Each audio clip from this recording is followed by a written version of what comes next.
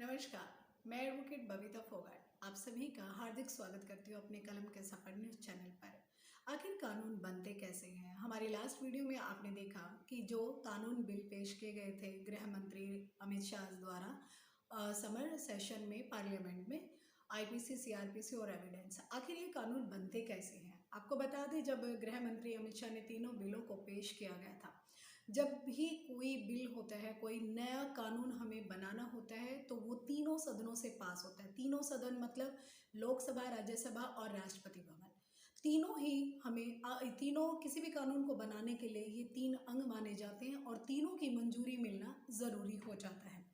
आपको बता दें, आईपीसी, सीआरपीसी और एविडेंस जो एक्ट अब बन चुके हैं 25 दिसंबर 2023 को।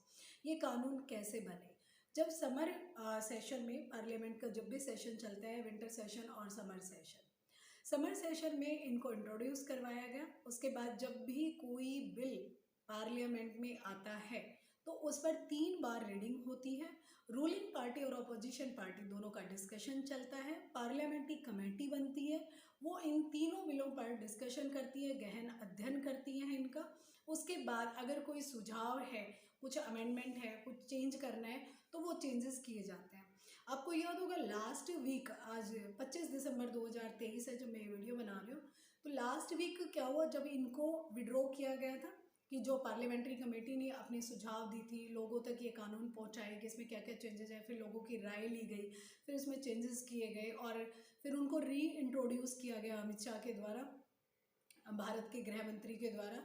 लेकिन इस दौरान जो सोचने और समझने की बात है, आपको पता होगा कि जब इन पर डिस्कशन होता है, रीडिंग होती है 3 बार, लोकसभा में भी, राज्यसभा में भी, जब भी इन कोई भी बिल आता है तो उस पर 3 बार रीडिंग होती है, उन पर डिस्कशन चलता है, उसके बाद वोटिंग होती है।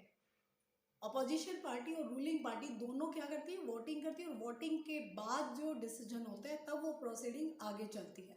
यानी कि अगर लोकसभा में अपोजिशन पार्टी और रूलिंग पार्टी दोनों ही इनकी 3 बार रीडिंग करते हैं, इनके ऊपर अपने डिस्कशंस देते हैं, अपनी राय देते हैं, सुझाव देते हैं, उसके बाद वोटिंग होती है, मैक्सिमम वोटिंग हो जाती है, तो वो क्या हो जाता है, राज्यसभा में चला जाता है। और जब राज्यसभा में जाता है, सेम प्रोसीडिंग जो है राज्यसभा में चलती है। और जब राज्यसभा से भी पास हो जाता है कोई भी बिल, तो वो जाता है राष्ट्रपति भवन, जहाँ पर भारत के राष्ट्रपति जो हैं अपनी सहमति देते हैं, अपनी मंजूरी देते हैं, अपना एसेंट देते हैं, तब जाकर वो कानून बनता है और उसके बाद वो ऑफिशियल गैजेट में प्रकाशित होता है।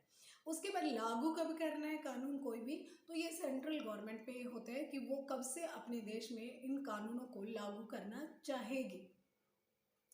तो आपने समझा कि कोई भी कानून कैसे बनता है। कानून तीनों सदनों में पास होने के बाद वो कानून होता है। जब भी कोई विधेयक लेके आया जाता है, विधेयक कोई बिल कहते हैं, कोई भी हमें नई चीज़ कानून बनाना होता है, तो एज ए विधेयक मसौदा उसको पार्लियामेंट में पेश किया जाता है और तीनों प्रोसीडिंग से गुजरने के बाद, तीनों प्रोसेस पूरे होने के बाद वो कानून बनता है। तो एट प्रेजेंट हम तीनों ही कानून को देख सकते हैं और नए जो हमारे आईपीसी, सीआरपीसी एविडेंस को चेंज किया है, उनके नाम बदल दिए गए हैं। इसमें खास बात क्या है, किसी में सेक्शन कम हुए, किसी में ज़्यादा हुए। आपको बहुत सिंपल सी लैंग्वेज में अगर मैं समझाना चाहूँ, सिंपल भाषा में, कि इसमें चेंजेस क्या है, बहुत ज़्यादा चेंजेस नहीं हुए हैं। कुछ जो धाराएं थी वो चैप्टर्स के लास्ट में थी, उनको आगे किया गया है। इसमें नई चीज़ जो है, ज़ीरो एफआईआर। ज़ीरो एफआईआर का मतलब है कि 24 घंटे के अंदर अंदर, चाहे आपने एफआईआर कहीं भी करवाई हो, उस पर कार्रवाई शुरू हो जाएगी। डिजिटलाइजेशन, यानी कि जो आजकल डिजिटल एविडेंस, उनको भी माना जाएगा। यानी कि ऑनलाइन जो फ्रॉड होते हैं, ऑनलाइन जो ट्रांजैक्शन होती है, या हमने कोई भी वीडियोस है, ऑडियोज़ है, या डिजिटल डॉक्यूमेंट्स है, बच्चों और महिलाओं से रिलेटेड, इसमें डेथ पेनल्टी को भी इंक्लूड किया गया है। अगर कि 16 साल की बच्ची के साथ रेप होता है, गैंग रेप होता है, तो उसमें डेथ पेनल्टी को प्रायोरिटी दी गई है। मोस्टली बच्चों और महिलाओं के लिए ज़्यादा इसमें ध्यान दिया गया है। और जो तारीख पे तारीख मिलती है, उस पर भी कहीं ना कहीं रोक लगेगी, क्योंकि 3 महीने के प्रोसीडिंग के बाद आपको जजमेंट देना ही होगा। एक टाइम लिमिट भी बॉन्ड हो। लेकिन अगर हम देखें कि कानून पहले भी बहुत अच्छे थे, जो चेंजेस किए गए वो भी बहुत अच्छे हैं, बस इम्प्लीमेंट देखना है कितने सलीके से और कितने तरीके से इनका इम्प्लीमेंट होता है, सब कुछ जो भी होगा आम जनता की भलाई के लिए होगा और यही होना चाहिए। कानून लोगों की भलाई के लिए बनाए जाते हैं।